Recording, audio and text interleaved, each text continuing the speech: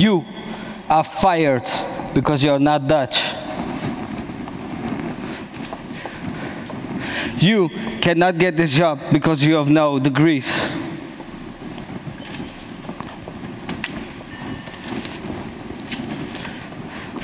And you, street immigrants like you who have no degrees will nothing achieve in life. Ladies and gentlemen, I have a question. How does feel such of words? These are words that I have heard in my life since I am in the Netherlands. And these are words that I've heard from the white perspective. And if we behaved what these words say, then we will stay in a white world. Not only this country, but in a white world. And what I want for this country and the entire world is this. I want to bring colors more to life.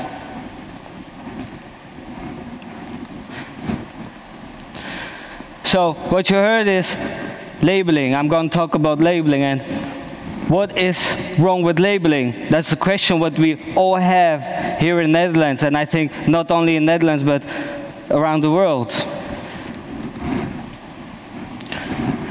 When I was 10, I came with my mother and my sister as an Armenian asylum seekers to the Netherlands. My father died before we left, so I grew up without father. And when we were in the Netherlands, we lived 3 years on in an asylum seeker center, and the last one was in Vlachtwedde. I don't know if you know where that is, but it's a small white village. And you had 2 schools. The first one was a black school, the second one was a white school. And I can tell you, even when I was an asylum seeker, I went to the white school. And 2 years later, we heard that we can stay in the Netherlands. So in 2000, we moved to Stadskanaal. That's a big village or small city. And we started there life like the Dutch people have, with a normal house like Dutch people had.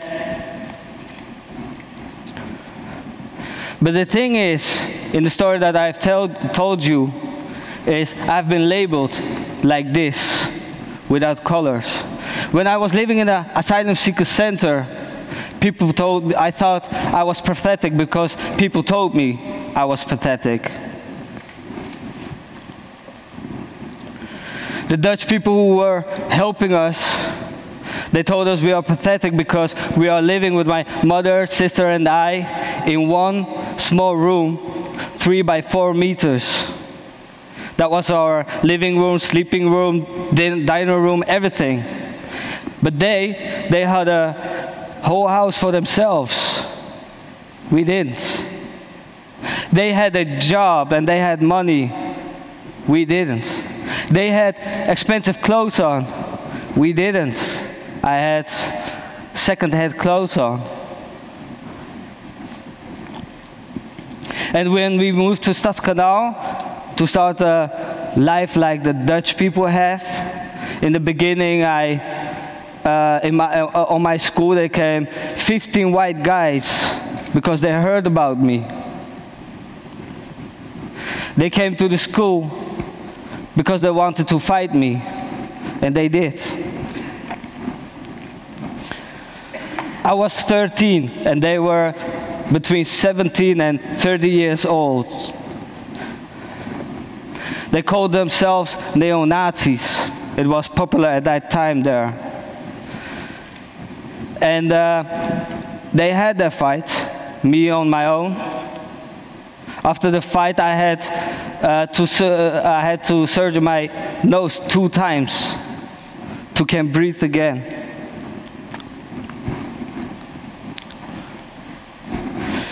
And because of the labeling, the labels that was told me became reality. And because of the fight that happened, I believed, and the times that people told us that I was pathetic, I believed I was. And I remember the day at the white school in Vlagtwedde, I was standing with my sister next to me outside of the school, and children stood around us, and they were talking to each other, not to us, but to each other. Look at them, they're so pathetic. Look at the clothes, they have nothing. Should we give them something? We were 6 months in the Netherlands, and they thought that we didn't understand, but I understood. My sister too.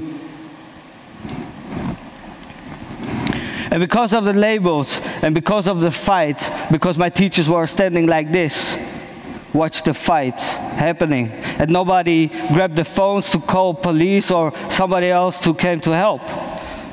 So I became angry.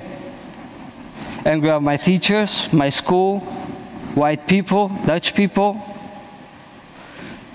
And I found a few guys who were street guys who told me, we're gonna help you to solve your problem. And they did. We solved it.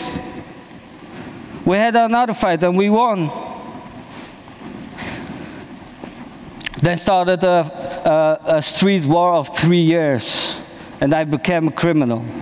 Because the things that you have heard on the beginning on my speech, that they didn't want me to as an employee. I became a criminal. I did illegal things. I sold things to make money because I was ambitious. I wanted something in life. And if it was on streets or with companies, it doesn't matter. I will achieve it, was my attitude.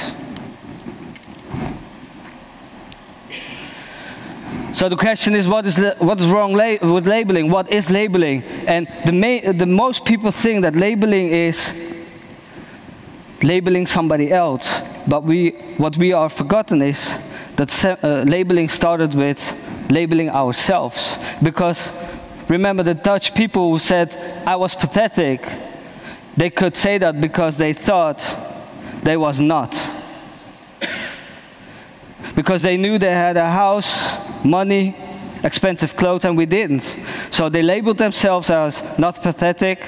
After that, they could us label as pathetic. And that's wrong with labeling.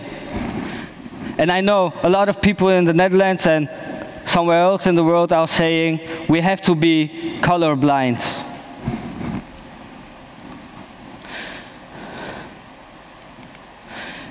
And if you say, is labeling a problem? You could say yes if you listen to my story, what I've told you. Then I would say yes, I think you too, that labeling is a problem. And if we look at the statistics, the statistic of media stereotypes, if you look at the statistics of employees, if we look statistics of police brutality, we could say yes, it's a problem. And that's why we all want colorblindness. But the question is colorblindness the solution? Have you ever thought about that? My answer is no. Colorblindness is not the solution. The solution is to embrace colors. Because colorblindness is wanting that everybody is the same. And we are not the same. I'm not the same as you. I'm Armenian, maybe you're Dutch, maybe you're American, maybe you're German. We are different in everything, in beliefs, in habits, and that's okay. We have forgotten that is okay. So my solution is we have to embrace colors. We have to accept another, how that person is.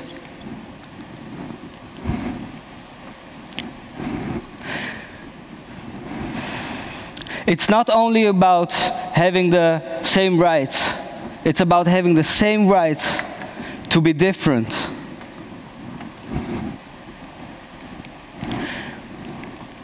And I can tell you that embracing colors is the best thing you can do, not only for yourself, for your company, for your organization, for your house living. And I have two examples for you. The first one is of my mentor, Rob van Rooij. He was an executive team board member of ING Bank. And he said, we had a new store in Den Haag, a city here in Holland. And the store was in a neighborhood of people who were colored, but the employees were white, only Dutch people.